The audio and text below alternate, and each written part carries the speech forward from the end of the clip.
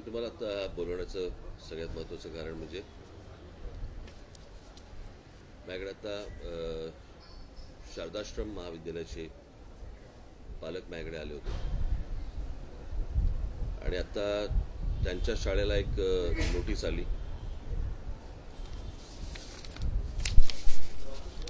आणि 1ली ते 4थी च्या सर्व शिक्षकांना निवडणुकीच्या कामासाठी म्हणून त्यांनी सरकारने निवडणूक आयोग आणि महानगरपालिका आयुक्त यांनी त्यांना बोलवून घेण्यात आलंय।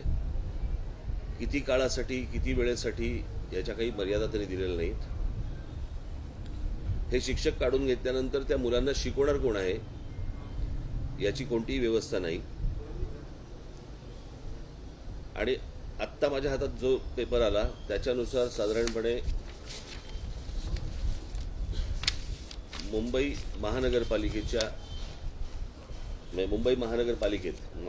मुंबई शहरात साधारणपणे 4136 शिक्षकांना निवडणुकीच्या कामासाठी म्हणून बाहेर काढण्यात येते।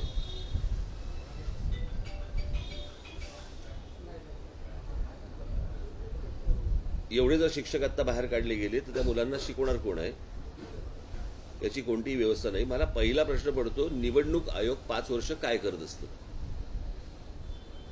जर दरवर्षी जर तुम्ही निवडणुका आल्यानंतर जर समजा असल्या प्रकारच्या जर गोष्टी घाई गडबडीत जर करणार असाल तर निवडणूक आयोगाचं काम काय असतं 5 वर्ष?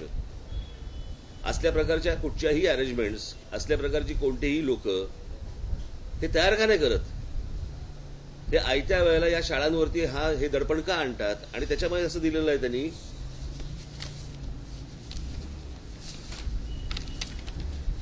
हे वाक्य सगळ्यात महत्वाचं आहे, जिल्हाधिकाऱ्यांचं आणि ह्यांचं कोण तुमचे निवडणूक आयोग आणि महानगरपालिका आयुक्त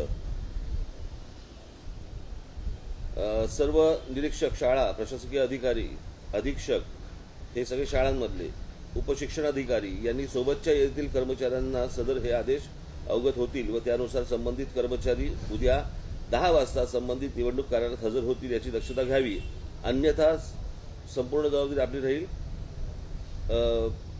नमूद मतदारसंघाच्या निवडणूक कार्यालयाच्या 10 वाजता हजर व्हावे।